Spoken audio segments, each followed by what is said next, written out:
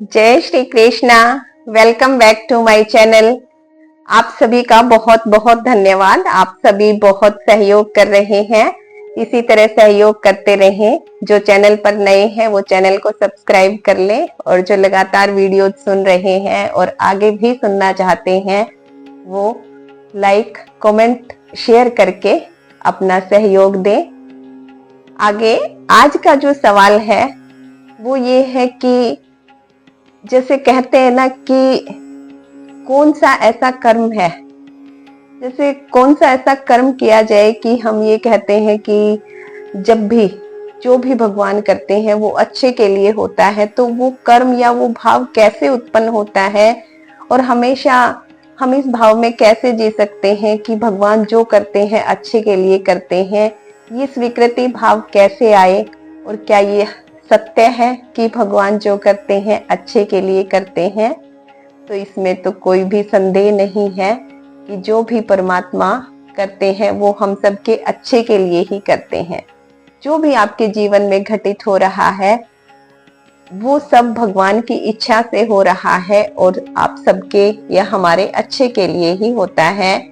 ये जो कहावत है कि भगवान के द्वारा किया गया हर विधान अच्छा ही कहलाए, ये पूर्णतया सत्य है। क्योंकि परमात्मा वो सब जानते हैं जो आप नहीं जानते हैं। हम तो बहुत तुच्छ प्राणी हैं, हमें तो तुरंत की हुई कुछ घटनाएं याद हैं या फिर उन्हीं को हम अच्छा बुरा समझ लेते हैं। उसके तुरंत जो परिणाम है हो सकता है उसमें कुछ प्रतिकूलता आए तो उसी को जानकर हम उसे अच्छा बुरा अनुभव कर लेते हैं। लेकिन परमात्मा वो जानते हैं जो ना कभी हम जान सकते हैं और ना ही जानते हैं। अब कैसे ये होता है कि भगवान जो करते हैं अच्छे के लिए करते हैं? ये भाव कैसे आए कि हम उसे स्वीकार कर लें? जो भी विधि विधान हमें जो आज मिला हुआ है या जो परमात्मा ने हमें जो दिया है वो पूर्णतया हम पूर्ण भाव से स्वीकार कर लें, हृदय के भाव से स्वीकार कर लें। ये भाव कैसे आएगा? इस भाव को लाने के लिए एक तो आप अपनी असमर्थता दिखा दें कि जो भगवान कर रहे हैं वो अच्छा कर रहे हैं, और दूसरा आप उसमें कुछ बदलाव कर भी नहीं सकते हैं। सिर्फ आप उसको सहन शक्ति के साथ स्वीकार करते हुए उस समय अपनी मनोस्थिति को पॉजिटिव रख सकते हैं और उस दुविधा का आप किस तरीके से आप उसको लेते हैं, कैसे आप उससे निकल सकते हैं और कैसे उसमें आगे सुविधाएं पाने के लिए जो भी कमियां रही हैं, सावधानियां कैसे रख सकते हैं, यही आपके हाथ में है। उस पर आप कर्म कर सकते हैं। सिर्फ मनुष्य के हाथ में कर्म करने का विधान है, फल का विधान परमात्मा के पास है। ये स्वीकार कर लीजिए। ये निरंतर सत्संग सुनने से और भक्ति भाव रखने से आपके अंदर आ जाएगा और हमें इसे स्वीकार करना ही चाहिए और करना ही पड़ेगा। अब परमात्मा जो करते हैं वो अच्छे के लिए ही करते हैं। इस कहानी को या इस वक्तव्य को चरितार्थ एक पौराणिक कथा के अनुसार भी करेंगे। एक कथा में आता है कि मालती जो है वो बहुत, उसके जो पति थे वो बहुत बीमार रहते थे और लगभग मृत्यु के पास थे। तो मालती को अपने पति की बहुत चिंता होने लगी कि उनके पति जो है वो मरणासन स्थिति पर आ गए हैं और वो अपने पति से बहुत प्रेम करती थी। तो उसकी जो आस्था थी वो थोड़ी ऐसे हिलने लग गई, जैसे हमारे किसी प्रियजन का यदि हमें कोई ऐसी बीमारी का पता चलता है कि वो अभी मृत्यु को प्राप्त होने वाले हैं, समय सीमा कम है, तो कई बार ऐसे आ जाता है कि परमात्मा हमारे साथ ये अच्छा नहीं कर रहे, हमारे प्रियजन का वियोग हमसे बर्दाश्त नहीं हो पाएगा और हम ईश्वर को बोल भी देते हैं या नहीं बोलते तो अंदर महसूस करते हैं कि वो हमारे साथ अच्छा नहीं कर रहे। लेकिन इस कथा में आप ये स्पष्ट जानेंगे कि वो जो करते हैं अच्छा ही करते हैं। तो हम मालती जो है उसके पति बीमार हैं, इस कथा पर थे। उसके जो भाई थे मालती के, प्रताप राय, वो बहुत ही भागवतिक भक्ति भाव वाले व्यक्ति थे। हमेशा परमात्मा की भक्ति में वो लीन रहते थे, सदकर्म करते थे, परोपकार करते थे। ईश्वर भक्ति उनका परम जो जैसे प्रायोरिटी बेस पर वो रखते थे कि हर काम पीछे लेकिन परमात्मा की भक्ति आगे, ऐसे वो ईश्वर को आस्था रहित मानते थे, आस्था सहित मानते थे। तो मालती अपने भाई के पास गई और उनको कहा कि अपने भाई से कहा कि मैंने आपसे कुछ नहीं मांगा अभी तक, लेकिन आज मैं आपसे कुछ मांगने आई हूँ। मेरे पति बहुत बीमार हैं और वो मृत्यु के निकट जा रहे हैं। मुझे उनके बिना रहना बहुत ही चिंता के समान लग रहा है और मैं उनके बिना नहीं रह पाऊंगी। मुझे आपकी मदद की आवश्यकता है। आप भागवतिक हैं, परमात्मा की भक्ति करते हैं, ईश्वर आपकी बात जरूर मानेंगे। आप अपनी भक्ति का समर्पण और परमात्मा से ये मांग कीजिए कि मेरे पति के प्राणों की रक्षा कर दें। अब प्रताप राय अपनी बहन के दुख को देखकर एक बार बोल भी देते हैं कि वैसे तो मैंने निस्वार्थ भक्ति की है, उस परमात्मा से मैंने कभी कोई मांग नहीं की, हमेशा उन्होंने मुझे सब कुछ दिया है और उसी भाव से मैंने जीवन जिया है।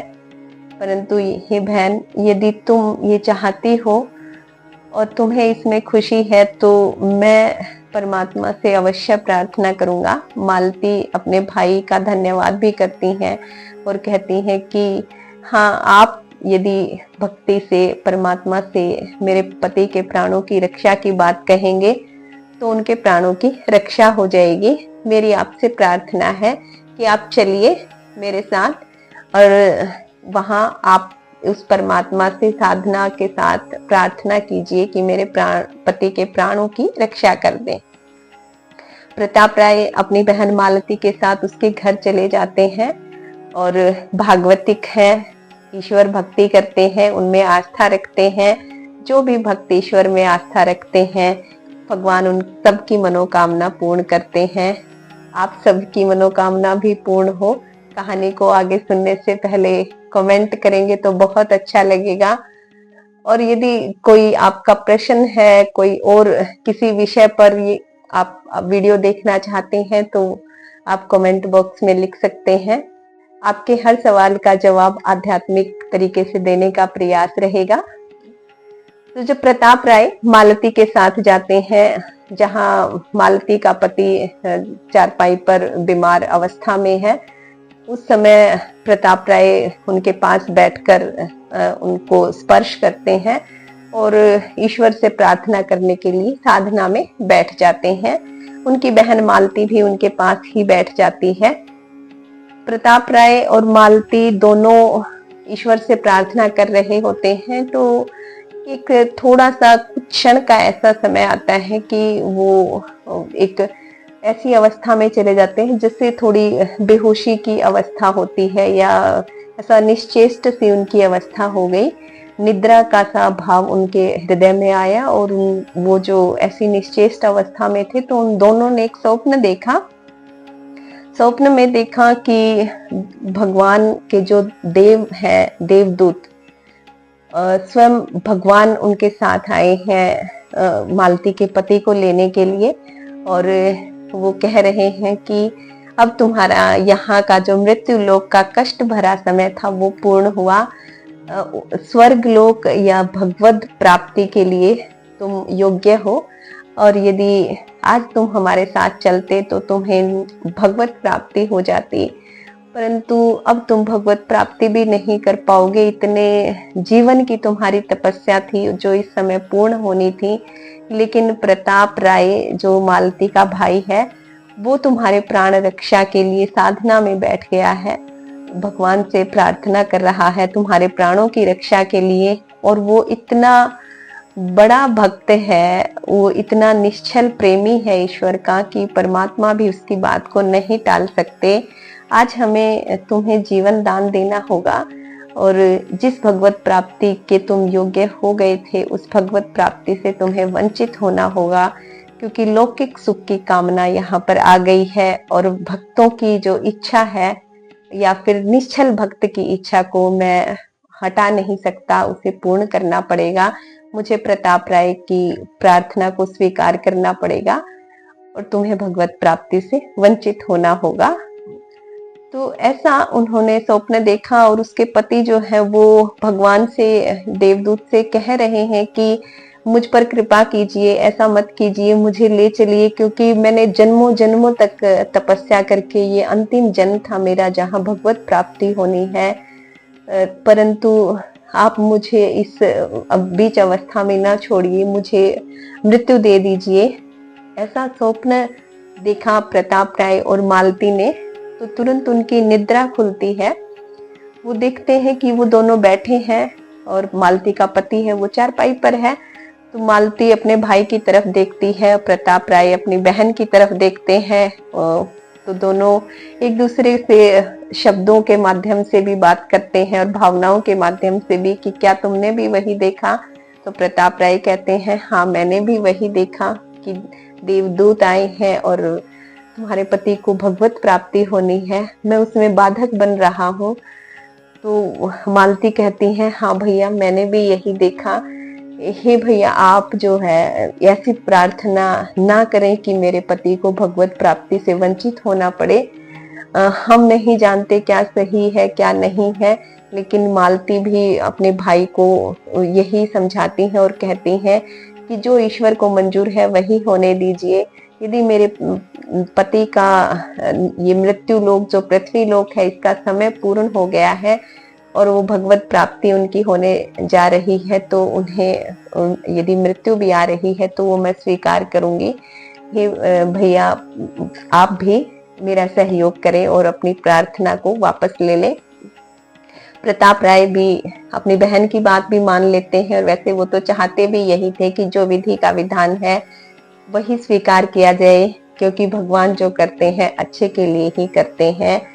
तो ये कथा थी जिसके माध्यम से हमने जाना कि उसके पति को वहीं पर मृत्यु प्राप्त हो जाती है और वो भगवत प्राप्ति कर लेते हैं। ऐसे ही हर वो घटना जो उस परमात्मा के द्वारा रचित की गई है वो हमें कुछ समय के लिए कष्टकारी लग सकती है, लेकिन कष्टकारी होती नहीं है। हमेशा भगवान हमारे अच्छे के लिए ही करते हैं। वो जो भी करते हैं अच्छे के लिए करते हैं। आप सभी का भी बहुत अच्छा हो। परमात्मा जो करें उनको स्वीकार कर लीजिए, उसी विधान को स्वयं को बस तैयार रखिए, भक्ति भाव के साथ स्वीकृति दें और उस भाव को उसी भाव में स्वीकार कर लें जिस भाव से परमात्मा ने दिया है। आप सभी पर परमात्मा की कृपा बनी रहे। जय श्री कृष्णा।